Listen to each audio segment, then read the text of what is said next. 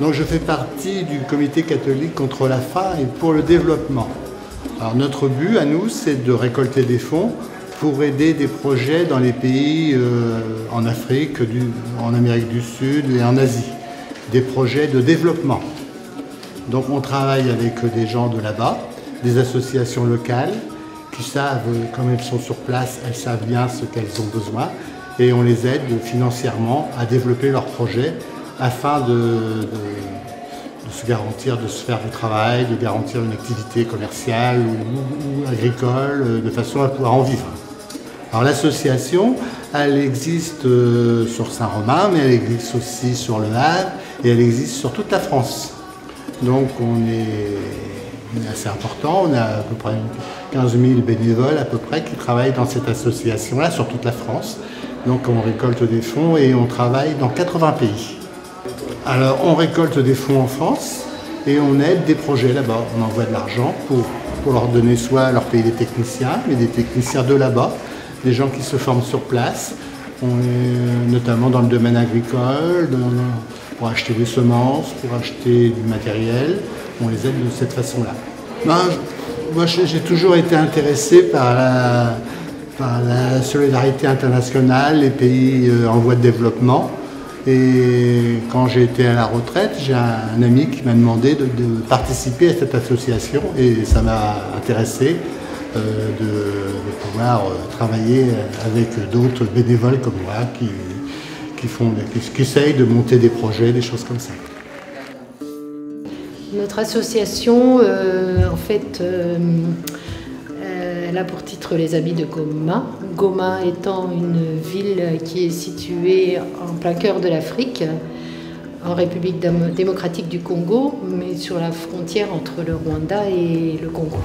Donc c'est une région où il y a eu pas mal de conflits, où il y a encore des conflits armés. Et donc les écoles manquent cruellement de livres parce que le gouvernement est insuffisant. Et donc nous on récupère des livres dans les écoles et lycées, des livres pour les établissements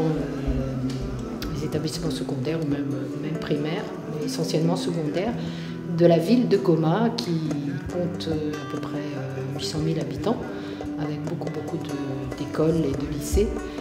Et donc nous avons un partenaire là-bas sur place à qui on envoie les livres et qui les dispatche dans les écoles qui sont adhérentes de cette association. Le transport est très compliqué parce que c'est une ville qui est située en plein milieu de l'Afrique et qui est à 2000 km de la capitale étant Kinshasa. Mais il n'y a pas de route entre... C'est une région où il pleut beaucoup, c'est sur l'équateur, donc une région avec beaucoup de fleuves, beaucoup de la forêt équatoriale. Donc il n'y a pas de route pour rejoindre la capitale jusqu'à Goma. On est obligé de transiter par l'Afrique de l'Est. Donc on envoie des containers qui passent par le canal de Suez, la mer Rouge, et qui arrivent à Dar es Salaam. À Dar es Salaam, ils sont déchargés sur des camions qui les conduisent par route, parce que là-bas il y a des grandes routes qui transitent dans le Kenya ou au Kenya, puis au Rwanda, et arrivent à Goma, de façon plus sûre. Oui, surtout évitez de jeter vos livres à la poubelle, ou si vous connaissez des gens qui veulent se débarrasser de livres, nous on récupère les livres scolaires, mais on récupère aussi des livres de bibliothèque qui servent pour des jeunes comme vous, des jeunes qui sont en classe. Voilà. Et puis on cherche aussi des financements, parce que ce genre d'opération, on ne reçoit pas de financement public pour envoyer des containers de livres. Ce n'est pas la politique qui se fait ici. Par contre, on a déjà eu des financements pour d'autres projets où on a réhabilité un lycée-collège, on a construit un centre de documentation où là on va concentrer les livres, les professeurs pourront venir consulter pour préparer le cours. Et donc, on a besoin de financement pour tout ça. D'accord, merci beaucoup. De rien. Alors, je suis Danielle Bobet, responsable de l'association Aide et Action. C'est une association qui aide les pays en voie de développement, l'Afrique, l'Inde, les Caraïbes, l'Amérique du Sud, le Maroc et maintenant un petit peu la France. Notre but, c'est l'éducation en primaire, surtout dans les pays en voie de développement, où il y a 30 ans, il n'y avait pratiquement pas d'école. Et notre association existe depuis 30 ans. J'étais dans l'enseignement, donc je suis très sensible à la cause des enfants et pour pouvoir aider ces pays-là à pouvoir s'en sortir, de sortir de la pauvreté. Et parce qu'on sait bien que l'éducation, c'est ce qui permet d'évoluer. Alors, c'est sous forme, premièrement, de parrainage. On parraine soit un enfant, soit une classe, soit un projet. Le parrainage dure 3 ans, 4 ans si l'enfant redouble. Et malheureusement, on ne les suit pas après le primaire. Mais pendant 4 ans, ils sont pris par le parrain. Alors, on verse le minimum 20 € par mois. Je pense que je voudrais que les gens soient quand même un petit peu sensibles à l'éducation des enfants, et surtout des filles, parce que je pense que vous savez que les filles vont très peu à l'école. On commence à persuader les parents, notre association commence à persuader les parents, et qu'il y ait quand même du parrainage pour pouvoir aider dans ces pays-là, et aussi en France, c'est ce que j'ai dit tout à l'heure.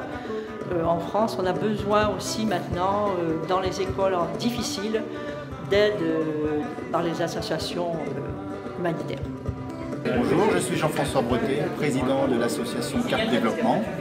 Alors nous, c'est essentiellement donc en Afrique de l'Ouest, au Burkina Faso et dans la partie nord-ouest du Burkina Faso, qui s'appelle la province de la Kossi, autour d'une ville de Mouna qui fait à peu près 20 000 habitants. Et donc on intervient dans une quinzaine de villages autour de cette ville. L'association Cap Développement est une association de solidarité internationale qui aide essentiellement le Burkina Faso dans le cadre de ses projets de développement. On y trouvait pendant 2 ans au Burkina Faso, dans une petite ville qui s'appelle Mouna. Et là j'ai lié amitié avec des Burkinabés et puis on a monté ensemble l'association de développement. Notamment on a fait par exemple avec eux des compétitions de lutte traditionnelles, on a fait des banques de céréales, etc. Voilà, alors cette année par exemple, on va financer avec l'aide de la région et du Conseil général de solidarité 4 plateformes multifonctionnelles pour les groupements féminins villageois. En fait, il s'agit de construire un hangar qui peut abriter différentes machines. Il y a des machines qui peuvent moudre le grain. Il faut savoir que dans beaucoup de ces villages, actuellement, les femmes, elles écrasent le grain avec une pierre. Donc c'est très fatigant. Donc là, elles auront une machine pour écraser le grain, elles auront une machine pour décortiquer, elles pourront aussi exploiter d'autres ressources, comme les noix de karité, pour produire du beurre de karité qui peut être ensuite utilisé dans les produits cosmétiques. Et puis elles pourront même, dans certains cas, avoir un petit groupe, un transformateur qui produit de l'électricité pour pouvoir recharger des téléphones portables, des choses comme ça. Donc ça va libérer un peu des corvées ménagères, ça va leur donner un peu plus de temps.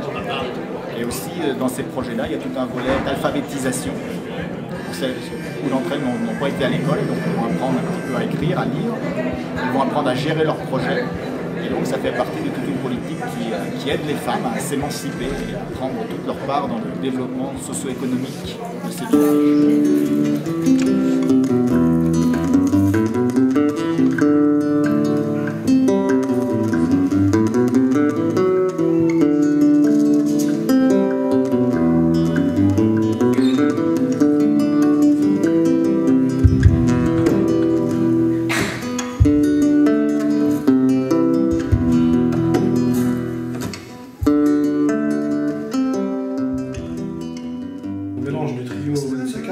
C'est une rencontre d'amis, avant tout, de potes, avant tout, et chacun amène sa culture, ses origines. C'est comme je dis toujours, comme faire un bon couscous ou un bon tagine, on mélange des ingrédients et ça fait une bonne sauce. Ce soir, j'accompagne Karim, Gani et Kevin Pinka pour un spectacle du groupe Insaka, Et, en fait, c'est un mélange de musique congolaise et de musique kabyle. Voilà, donc c'est né un petit peu d'une rencontre entre ces deux musiques, entre ces deux chanteurs. Et moi je suis arrivé voilà, à la guitare, connaissant ces deux musiciens, jouant avec eux et ça s'est transformé donc, voilà, en trio. Et donc ça donne Insaka. En fait, il y a une raison à ça. C'est en fait Insaka. En fait, Saka, c'est le Saka, c'est un plat, c'est une sauce. Voilà. Donc quand on est tous les trois, on est dans le mélange, on est dans la sauce. Voilà. Bah, c'est vrai que musicalement, ça m'a permis aussi d'aller un peu plus loin de la musique berbère, la musique kabyle. C'est vraiment vaste. La musique berbère, on la trouve dans l'Afrique du Nord, l'Afrique centrale. Sinon, on retrouve aussi le mélange des cultures entre Kevin qui ramène la musique africaine congolaise, et Pierre qui joue du flamenco, et puis comme j'ai dit tout à l'heure, j'ai l'impression qu'il n'y a pas de limite dans la musique. On apprend tous les jours en se confrontant à d'autres cultures. Tu vois, et on apprend et on avance aussi, et puis on fait une autre musique à une autre sauce aussi. Ça nous permet aussi de faire la musique berbère, la musique africaine, un mélange, quoi. Il n'y a pas de limite. Moi, tu me posais la question de ce que ça m'apporte. Très clairement, c'est que moi au départ, ce sont des musiques qui ne sont pas les miennes. C'est-à-dire la musique kabyle et la musique de Brazzaville, c'est pas mes musiques. Je viens pas de là, je les ai découvertes en travaillant quoi, avec ces gens-là. Je les ai découvertes en travaillant avec mes copains quoi, en fait. Donc, tout en jouant, c'est-à-dire en faisant de la création, en fait, parce qu'on crée nos titres, nos arrangements. On n'arrête pas d'apprendre. C'est que moi je suis toujours aux aguets de savoir comment ça marche, comment jeter les rythmes, toujours on me montre des choses, quand arrive un nouveau répertoire, une nouvelle chanson, c'est quelque chose en plus que j'intègre pour faire ces musiques-là et en fait je fais mes classes, au fond, tu vois ce que je veux dire. Je fais mes classes, je continue de faire mes classes de musicien et c'est bien comme ça. Et paradoxalement ça n'empêche pas de faire de la création, c'est de faire un travail de groupe. Tu peux être à l'école et puis créer quoi, quelque chose. Peut-être même ça marche toujours un petit peu comme ça.